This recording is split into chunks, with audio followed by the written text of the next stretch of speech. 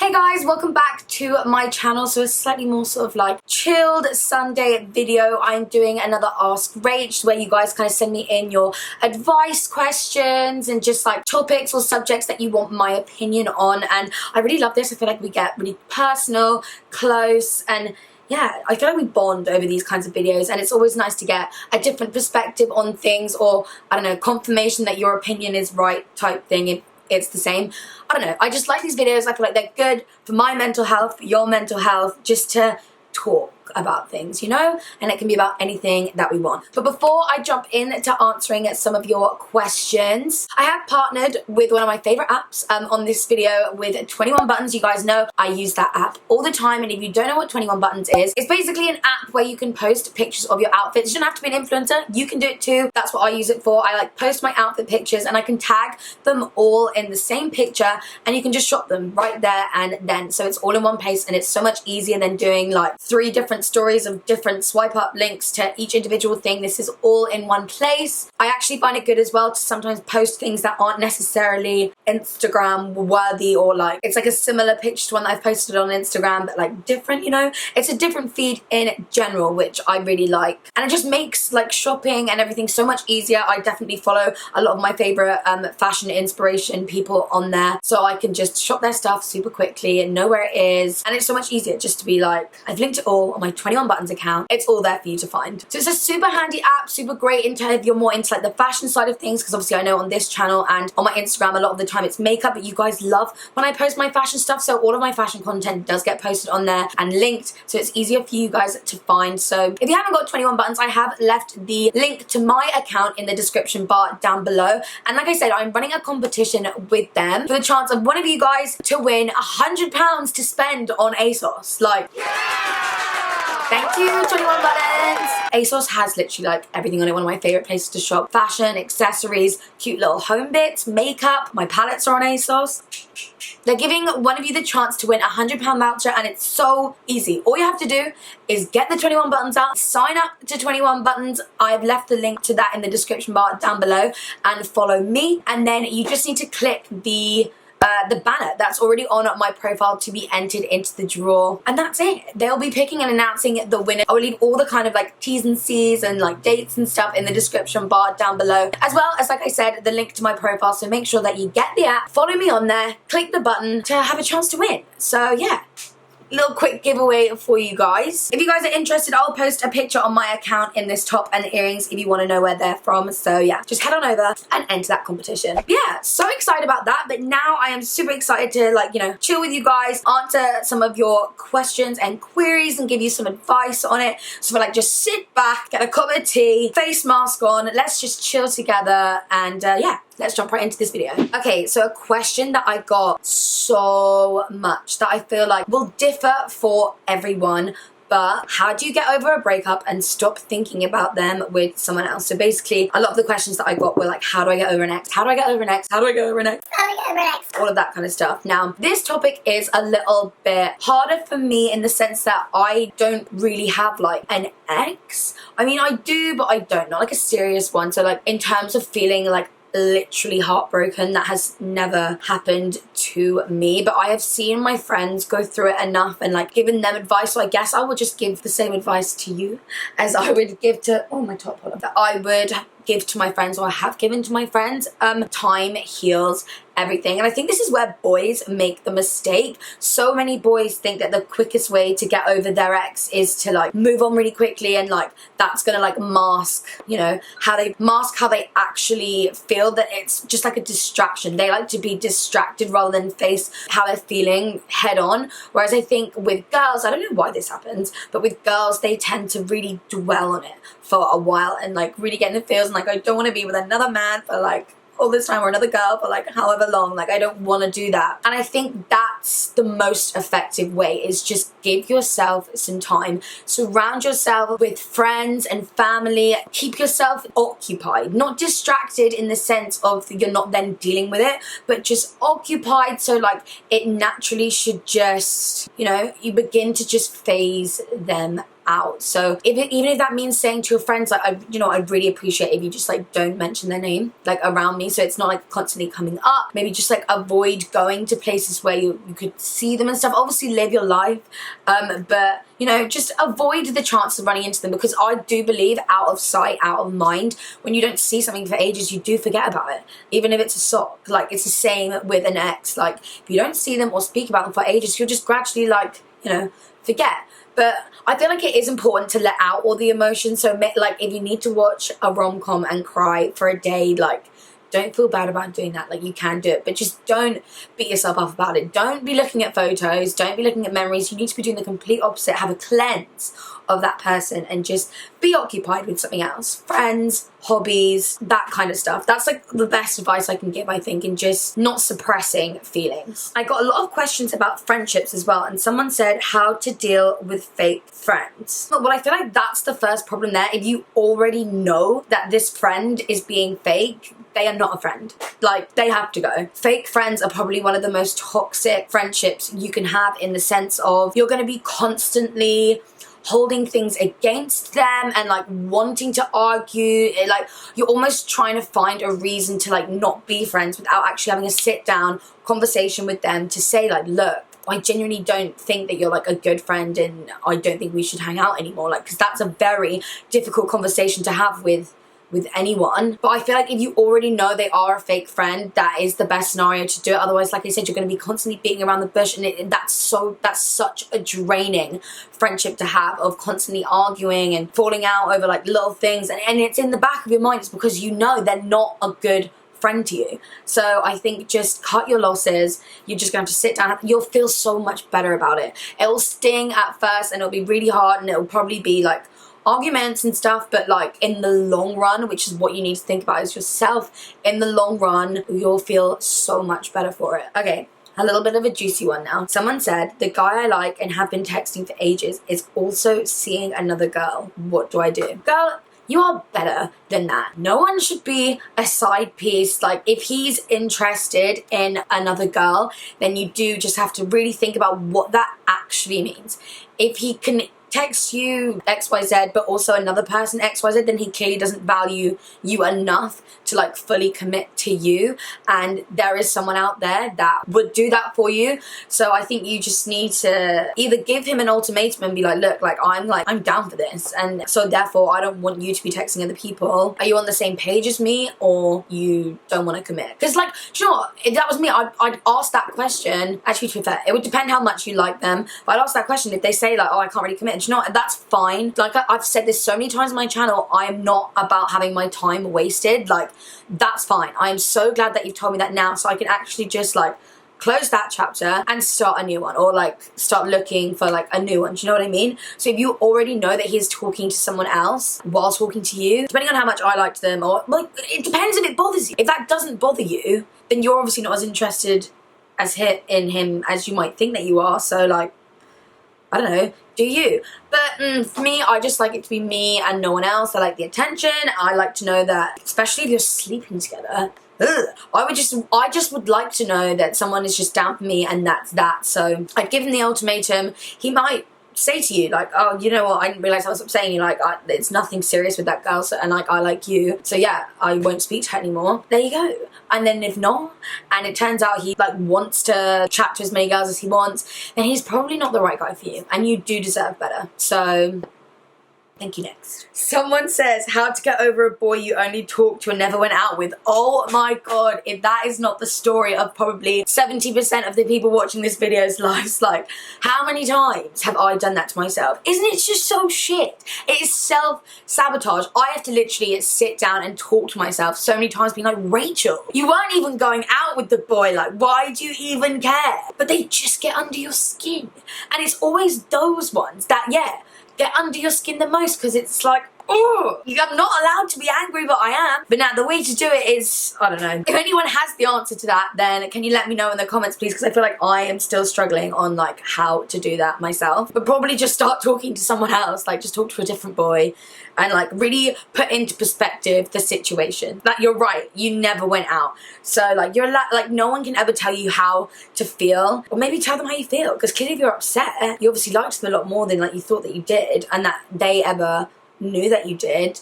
So yeah, I'd probably maybe just have a chat with them, or if you're like not wanting to do that, then have a chat with yourself and say, get a grip, we're better than this, or let's talk to someone else now because this is not a good situation for me. Someone said, is it bad to have sex with someone when you're both very drunk? I'm gonna come at this in two angles. One, I feel like when you're both kind of like a little bit tipsy, like that's kind of when it's like the best. Because then like no one really cares. If anything like embarrassing happens, it's just like funny. You're obviously, whenever you're like a little bit tipsy, like everyone's like a little bit more confident, and I feel like that's what makes it like a little bit better. But you're saying very drunk. You obviously 100% want to make sure both sides are consensual for obvious reasons. Very drunk, I feel like that's just like a bit messy. I feel like we've all been there, done that, but it's not, I don't know. I'd probably say it's not ideal. You want to wake up and like remember it, and like when you're really drunk, I feel like you don't really remember much. So I'd say it's not bad as long as you're both consenting to it, but bad in the sense that like, I don't know, when you're both really drunk, things don't really like work as well, and I don't know. It might be bad in that sense. So I probably wouldn't recommend it. Being sober or a little bit tipsy is always the better way to go, because then you're thinking straight. You can be more responsible. Ooh, this is a good one. Someone said, is it bad to have a small crush on someone else while you're in a long-term relationship? It depends. I feel like crush is a very, I don't know, grey cloud, I want to go ahead and say, because like, what could a crush like mean? Crush could be like a celebrity crush, and you know, when it's just like you just think they're good looking and like they make you like blush a little bit purely on the fact that like they're good looking type thing. I feel like that's like one type of crush.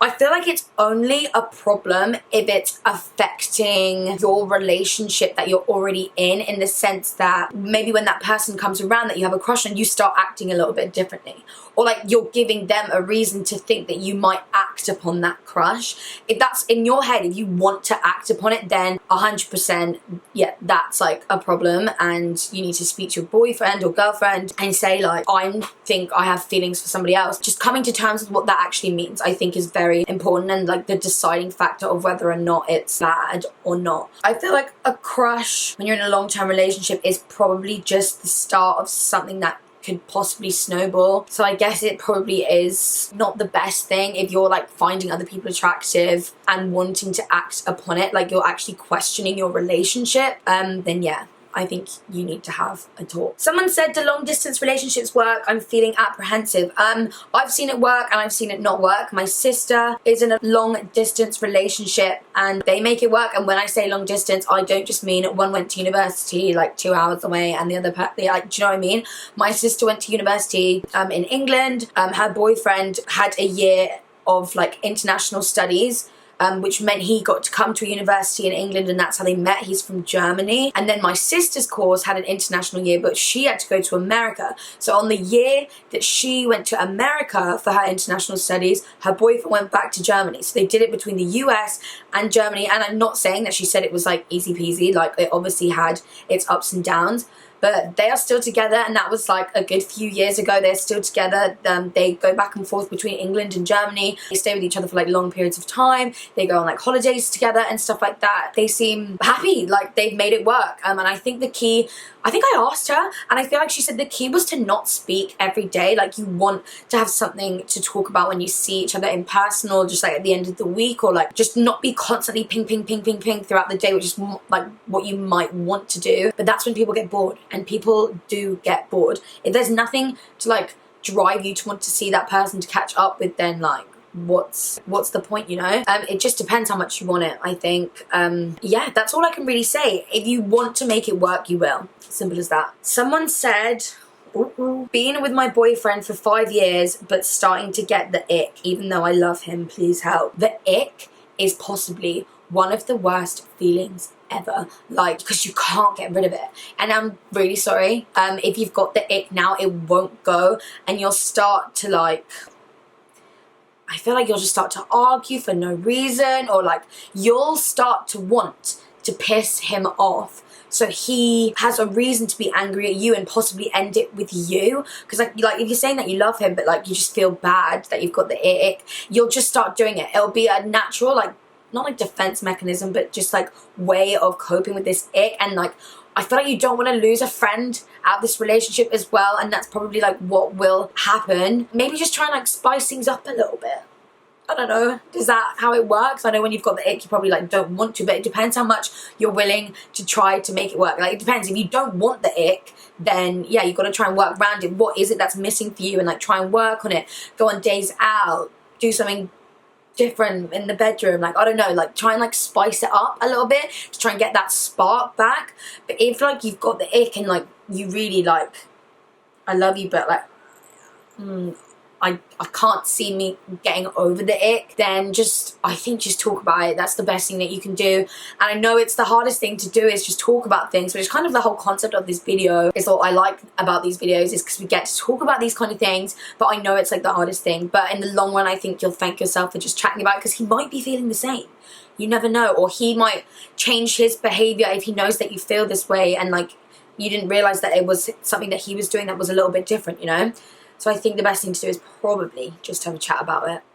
Sorry, I'm just going through these and a lot of them are like the same. So I'm only going to answer a couple more just because I don't want this video to also be like too long. Someone said how to be confident in bed. The key to being confident in bed is being confident with yourself, and that's another question I got a lot of, was how to like feel and be confident. I think just getting into the mindset of you are you. You will always be you. You must learn to love yourself, and the parts about yourself, especially if it's just like on the outside, if you don't like, I don't know, your love handles or like something like that, they are so easily changed and worked on. Like, you can do something about that. That is nothing to like be upset about, you know what I mean?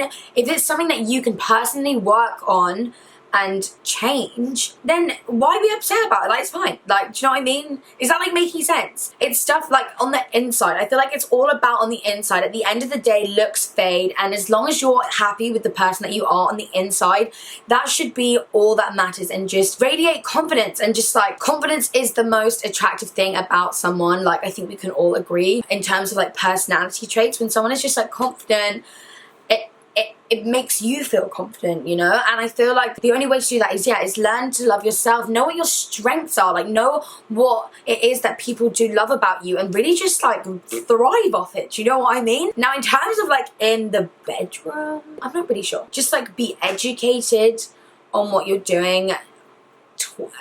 I feel like it's also will be about who you're doing it with, because if you're comfortable with them, then I feel like you'll just naturally be more confident anyway. Talk to them, ask them what they like, make sure when you know that they're having a good time, I feel like then you'll have a good time and you'll be a lot more confident too that you're doing a good job, you know what I mean?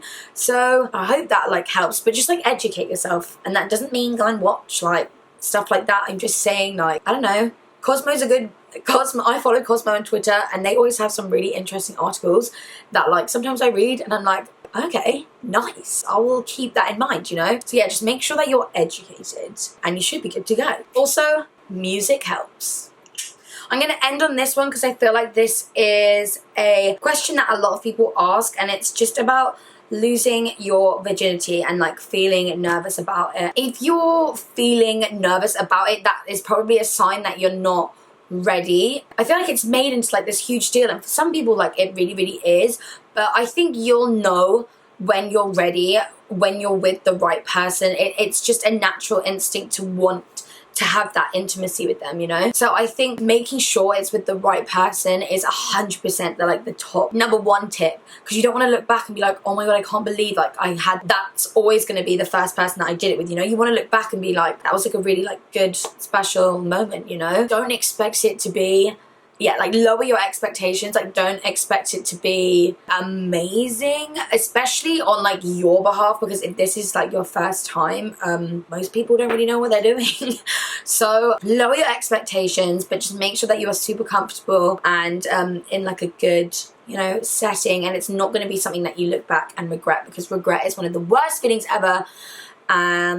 Yeah, I feel like that's like the best advice I can do. I hope that helped. So that is the end of this video. I really hope you guys enjoyed it and got some advice and tips. Sound off in the comment section down below if you have any other advice for the questions that I answered. Do not forget to check out the 21 Buttons app and the competition we are running. Like I said, I've left the link to my profile in the description bar. All you have to do is sign up for 21 Buttons, follow me, and click the button in my banner for a chance to enter and win a £100 ASOS voucher. You don't want to miss out. So yeah, I really hope you guys enjoyed this video. Give it a thumbs up if you did, and I will see you in the next one. Bye guys.